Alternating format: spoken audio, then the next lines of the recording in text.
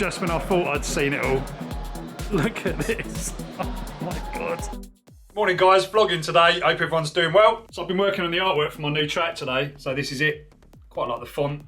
And I'm trying to make like a kind of generic kind of artwork that I can actually just basically use over and over again. I'll just change the colour of this kind of sphere. Anyway, the label I've come up with is called K3. Don't ask why, just come up with that for some reason. So K3 is basically just going to be for my trance stuff and kind of like progressive house, that sort of stuff. And the track's called Imparare.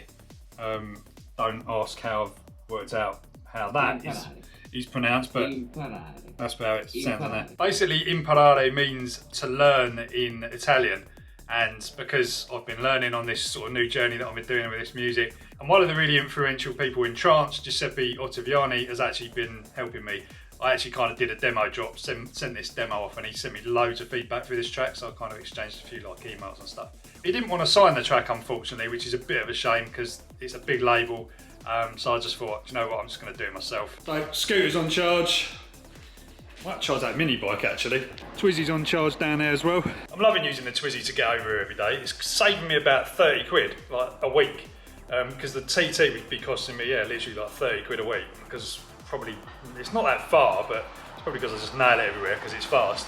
But the Twizy is just, you know, it's obviously just so much fun, but literally just runs on no energy, so you can just zip. You don't feel bad about just zipping backwards and forwards all the time to different places, because it's literally not costing anything. Well, it's obviously costing something, but you know, it's not as much as fuel.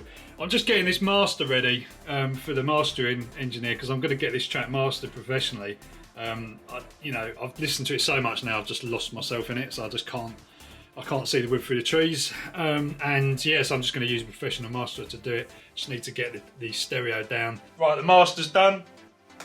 Email is sent to the mastering engineer. I'm really excited to see how it comes out actually, because obviously I've been listening to this over and over for God knows how long now, and like, yeah, I just hope he can kind of, you know, bring out, just make it more punchy. I just want it to sound really good on a big system. I mean, hopefully my mix is kind of, you know, 95% there. I just want that little edge, bit of warmth.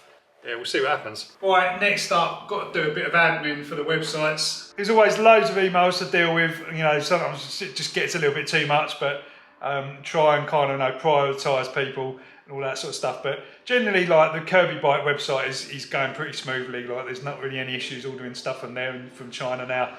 Vapor orders, that's a bit tricky at the moment. The supplier, he's not supplying anything. They're getting another batch ready, and I think it's going to be like October. So there's been a lot of delays on materials and all sorts of things like that. So it's caused me a bit of ag. But yeah, if you're interested in getting a Vapor, then you're just going to have to wait a few months, I think, really, to be honest.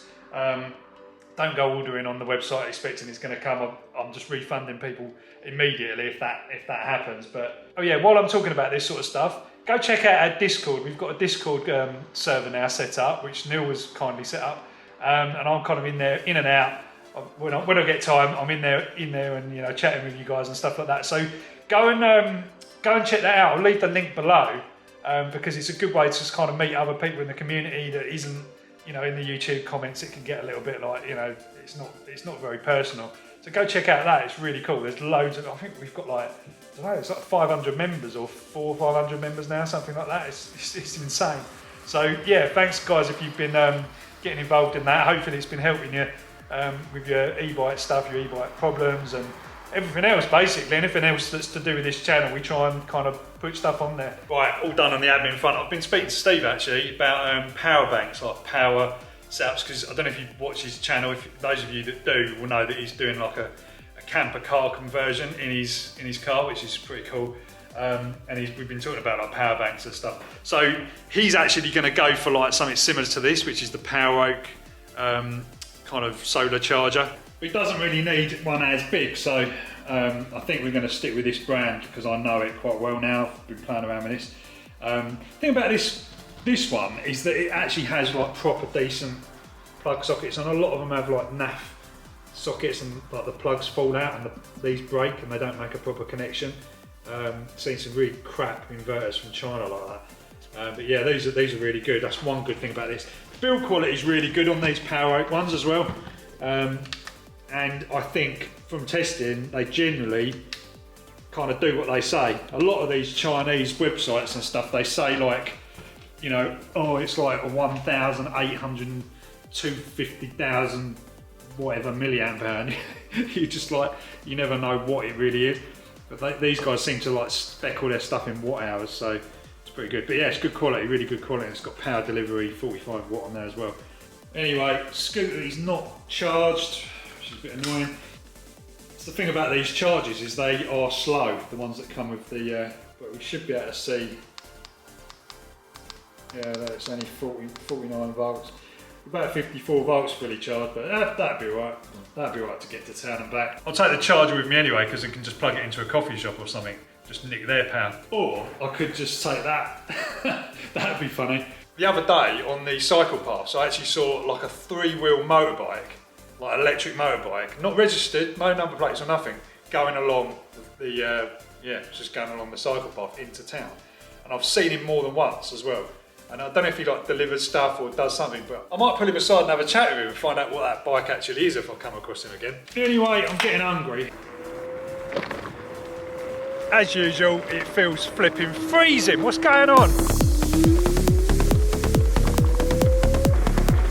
Probably not my best idea.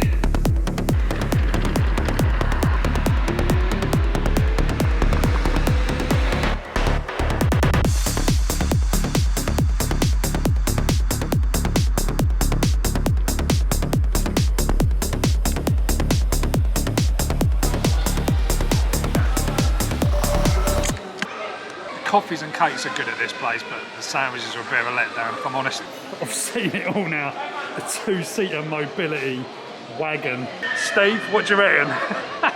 Just when I thought I'd seen it all. Look at this. Oh my God. How ridiculous is that?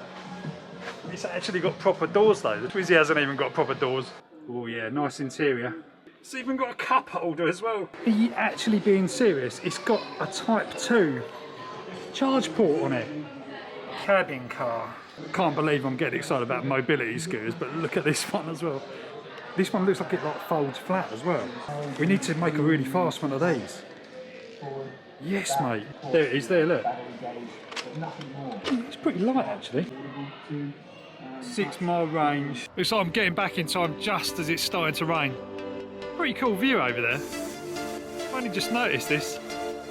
Right, just gone back. I thought I'd have a look to see how much these are. So it's basically like £2 or with relief it's less, but yeah, it's about £2 for that.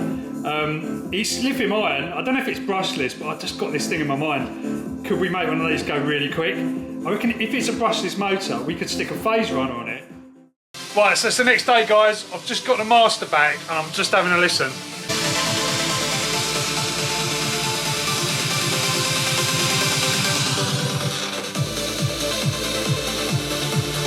Sounding good, it is sounding good.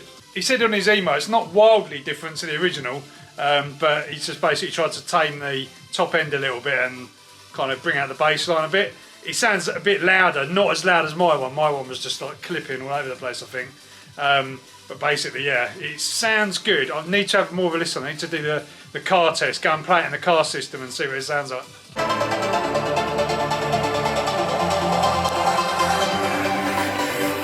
Passing the car test, guys. It actually sounds really good in here.